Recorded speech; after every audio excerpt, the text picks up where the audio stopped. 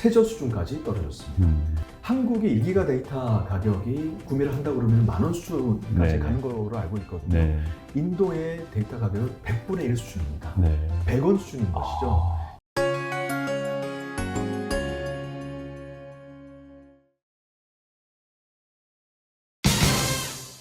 안녕하세요. 예, 매경 자이언트TV의 안금성 기자입니다. 자, 스마트폰만 있으면 전 세계 주식시장에 투자할 수 있는 요즘 신흥국 중에서 가장 빠르게 성장하고 있는 시장이 있습니다. 지난 5년 동안 S&P 500 지수가 69% 올랐을 때 76%나 오른 시장인데요. 올해 코스피가 마이너스 18% 연간 기준으로 빠질 때에도 마이너스 0.27 거의 소수점으로 놀라운 방어력을 보여주는 그런 지수가 있습니다. 이 증시 바로 인도 증시입니다. 시총 상위 50개 종목 인도 증시에 있는 거 갖다 모아서 지수로 만든 게 바로 니프티 50인데요. 인도 핀테크 기업인 밸런스 히어로에서 IR과 펀딩 담당자로 일하시면서 글로벌 기관 투자자 분들을 대상으로 인도 투자기를 열어주신 전문가 한 분 모셔봤습니다. 김민수 이지인베스트 대표님 모시고 말씀 나눠보겠습니다. 제가 듣기로 이제 직전에 인도 핀테크라는 회사가 이제 밸런스 히어로였는데요. 이게 찾아보니까 되게 재미있는 회사더라고요. 그러니까 인도에서 신용 등급이 없는 사람들을 대상으로 대출을 AI가 해주게 돼가지고 이 모델로 성공을 거두셨다고 하는데 이게 또 한국 분들이 만든 회사라고 하대요. 네, 맞습니다. 인도 현지에서 핀테크 일을 하고 있는 회사고요. 사실 이 자리에서 제가 이제 인도에 대한 소개를 할 때 많은 분들이 인도에 대한 선입견이 좀 있으시더라고요. 네. 인도 하면은 어떤 이미지가 떠오르세요? 제가 들은 인도는 인크레더블 인디아. 예, 좋은 쪽으로나 나쁜 쪽으로나. 예, 둘 다 놀라운. 네네. 예. 인도 하면은 사실 저도 이전에는 소수의 천재들이 인도의 IT 서비스 산업을 이끌고 있고 워낙 인구가 중국과 버금가는 대국이다 보니까 통제가 쉽지 않아서 경제 성장이 쉽지 않지 않을까라는 생각이 저도 있었습니다. 네. 사실 이러한 생각은 시청자분들도 비슷한 생각을 가지고 있으실 텐데요. 사실 이 이야기는 인도의 14년, 2015년도 이야기라고 보시면 될 것 같습니다. 2014년도 모디 총리가 첫 집권했을 때 인도의 사실 전체 GDP에서 서비스 산업이 차지했던 비중이 50%, 약 60%나 달했었고요. 그리고 전체 고용이 차지했던 비중은 30%에도 미치지 못했었습니다. 그렇기 때문에 실업자 문제가 발생을 했었고 상품 무역 적자 문제가 심각했었던 것입니다. 이에 모디 총리가 집권한 이후에 제조업을 부흥을 하기 위해서 메이킹 인디아라고 하는 제조업 진흥책을 발표하는데요. 이를 통해서 인도를 아시아 제조 허브로 만들겠다는 목표를 가지고 있었습니다. 이 정책이 발표가 됐음에도 불구하고 실제 글로벌 기관 투자자들, 기업들의 관심은 기대 이하에 머물렀습니다. 그렇죠. 예. 사실 인도의 인구가 중국에 버금가지만은 실제 소비의 규모는 10분의 1도 되지가 않았던 것입니다. 인도 경제의 성장을 가로막고 있었던 가장 큰 고질적인 문제가 있었는데요. 그게 바로 10억 사회 금융소외층 문제입니다. 이 10억 사회 금융소외층이라고 하는 것은 은행 계좌가 없거나 은행 간에 거래를 하지 못하고 신용 등급이 없어서 대출도 받지 못하는 대부분 현금을 사용하고 있는 인도의 인구를 이야기를 하는데요. 인도 전체 인구 중에서 거의 75%, 80% 이상이 이 당시에는 현금만을 이용해서 결제를 하고 경제활동을 했었기 때문에 규모 있는 소비가 발생하기가 어려웠던 것입니다. 하지만은 이러한 문제가 2016년도 산업혁명 수준으로 변하고 있는 디지털 사회 전환으로 인해서 가파르게 해소가 되고 있고요. 그리고 이는 인도를 세계 주요 경제 국가들 중에서 가장 높은 수준의 소비와 소득의 성장 국가로 만들고 있습니다.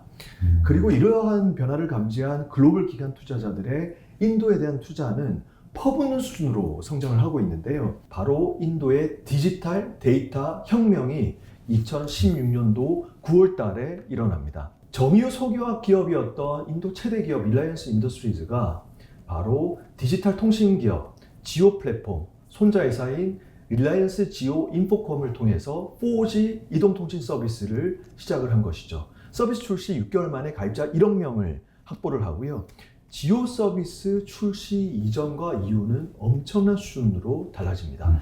인도 전체 디지털 데이터 소비량이 2억 기가바이트였는데 지오 서비스 출시 6개월 이후에는 10억 기가바이트로 5배나 6개월 만에 성장하고요.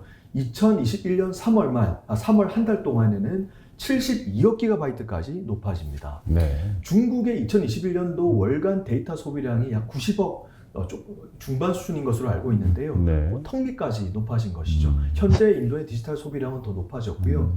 그리고 가장 중요한 두 번째, 디지털 데이터 가격이 세계 최저 수준까지 떨어집니다. 인도의 데이터 가격은 지오 서비스 출시 직전에는 1기가당 4,000원에서 5,000원 수준이었는데요. 현재 인도의 디지털 데이터 가격은 세계 최저 수준까지 떨어졌습니다. 혹시 얼마 정도로 예상이? 뭐 인도 사실 물가 생각하면은 한 달에 1,000원도 비쌀 것 같긴 하거든요. 근데 그 정도가 되지 않을까 싶은데. 한국의 1기가 데이터 가격이 지금 추가로 1기가 데이터를 구매를 한다 그러면 10,000원 수준까지 네. 가는 거로 알고 있거든요. 네. 인도의 데이터 가격은 100분의 1 수준입니다. 네. 100원 수준인 것이죠.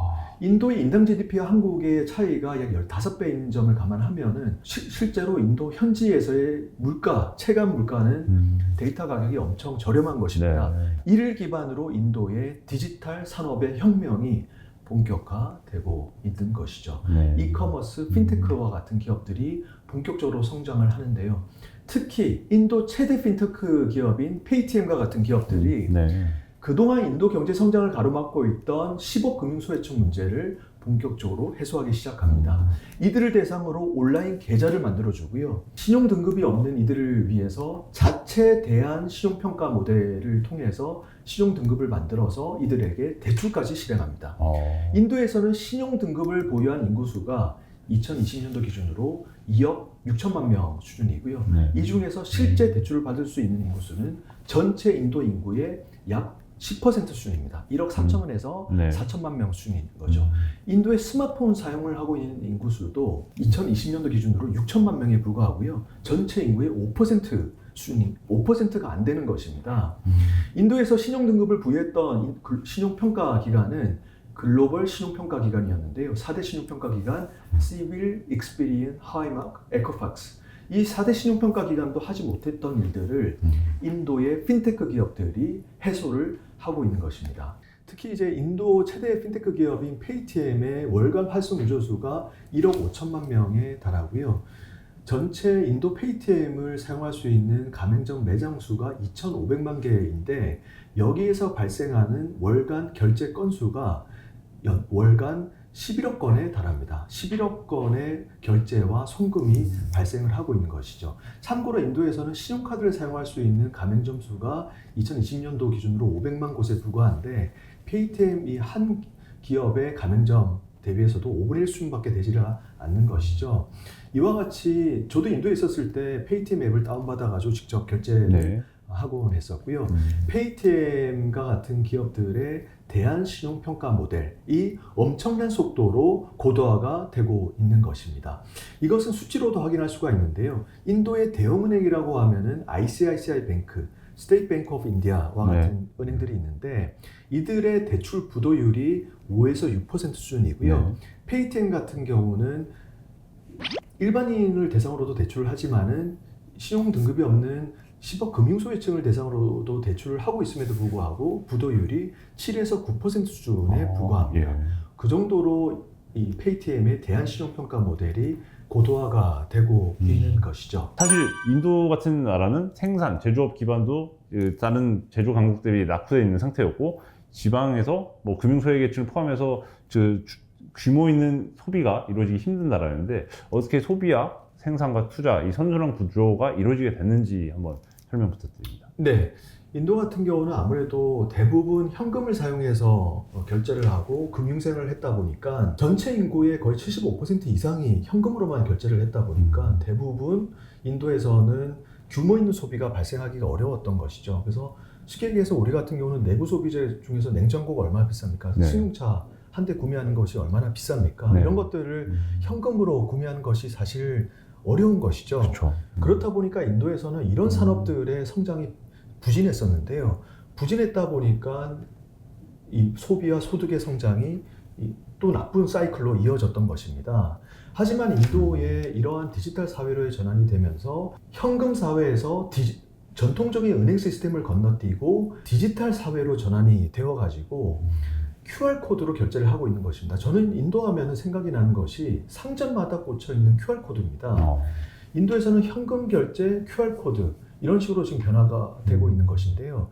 그리고 이러한 QR코드 결제를 통해서 핀테크들이 유저 데이터를 확보를 해서 이들의 신용 등급을 만들어주고 은행과 같은 역할을 하고 있는 것입니다. 그리고 대출까지 실행을 하고 있는 것이죠. 규모 있는 소비가 늘어나다 보니까 내구 소비재의 성장으로 이어나고 있고 제조업의 성장으로 이어져서 경제 파급 효과가 더 커지고 있는 것입니다. 선순환이 이어지고 있는 것이죠. 네. 실제 이것은 소비와 소득이 세계 주요 경제 국가들 중에서 가장 높은 수준으로 유지가 되고 있고 현재 인도의 주식시장 니프티 50 기준으로 금리 인상이 됐음에도 불구하고 여전히 주가가 견고하게 유지가 되고 있는 이유이기도 합니다. 그러면 사실 보통 인도가 넥스트 차이나가 될 거란 얘기는 사실 10년 전에도 계속 있었지 않습니까? 근데 2007년 당시 기준으로 돌아서 생각하면 한때 유행하던 브릭스라는 단어가 있었는데 그 이후에 10년 정도 지났을 때 현재 시점에서 평가하자면 의미 있게 성장한 곳은 사실 중국밖에 없단 말이죠. 그러면 왜 지금 시점에서 사실 여전히 중국의 전기차라든지 2차 전지 시장에 배팅하시는 개인 투자자분들도 되게 많으시거든요. 왜 중국을 제쳐두고 인도에 먼저 투자를 해야 될까요? 인도가 중국의 2000년대 모습을 보여주고 있기 때문입니다. 현재 인도의 소비와 소득의 성장이 20%대로 성장을 하고 있고 과거 중국의 비슷한 소비 형태를 보여주고 있습니다. 인도의 현재 내구 소비재의 보급률이 2000년 중국의 보급률 수준과 비슷한데요. 참고로 내구 소비재라고 하면은 전기전자, 자동차, 스마트폰, 승용차 등을 이야기를 합니다. 백색가전부터 한번 예를 들어보겠습니다. 백색가전이라고 하면은 냉장고, 세탁기, 에어컨 등을 이야기를 하는데 2000년대 중국의 백색가전 보급률이 2003년도부터 2010년도까지 연평균 15%씩 성장을 수요가 했고요. 이 당시 중국의 인당 GDP가 1,300불에서 4,600불까지 성장을 했던 시기입니다. 현재 인도의 백색가전 이 수요는 초입 구간에 있다라고 보여줍니다. 예. 인도의 현재 백색가전 수요는 하이 싱글 디짓 거의 10% 수준에 달하고요. 현재 디지털 사회 전환으로 소비와 소득이 어느 나라보다 견고하게 성장이 되고 있기 때문에 이 수치는 더욱더 빨라질 것으로 보여집니다. 인도의 도시 지역 백색가전 보급률은 냉장고를 제외하고는 다 50% 미만에 있고요. 중국 같은 경우도 2010년도에 백색가전 보급률 도시 지역이 100%에 도달을 했고 그 이후에는 성장이 하락을 했었죠. 네. 인도의 현재 백색가전 보급률이 이제 본격적으로 성장을 하고 있고요. 예. 두 번째 스마트폰을 예를 들어 보겠습니다. 인도의 스마트폰 시장은 세계 2위 시장이지만 세계에서 가장 높게 가장 빠르게 성장하고 있는 시장이기도 합니다. 네. 인도의 스마트폰 시장의 수요는 올해 같은 경우는 1억 8천만 대에서 9천만 대 수준이 예상이 되는데요. 현재 두 자릿수로 성장이 지속이 되고 있기 때문에 작년도에는 중국의 스마트폰 수요가 3억 초반 수준이었죠. 인도의 전체 모바일폰 사용자 수가 11억 명인데 여기서 약 절반만 스마트폰을 사용하고 있거든요. 피처폰에서 즉 피처폰 사용자가 50%고 스마트폰 사용자 수가 나머지 50%라는 것이죠. 네. 앞으로의 스마트폰 사용으로의 전환이 빠르게 또 진행이 되고 있기 때문에 이를 감안하면 스마트폰 수요도 더 견고하게 유지가 될 수 있을 것으로 보여지고요. 또 흥미로운 점은 인도 스마트폰, 특히 고가폰의 판매가 더 빠르게 진행되기 시작했습니다. 예. 아이폰 같은 경우도 2020년도에 판매량이 360만 대에서 2021년도에는 540만 대로 50%나 늘었는데 인도 애플폰 중에서 가장 많이 팔렸던 것이 바로 고가폰인 아이폰 10이었습니다. 예.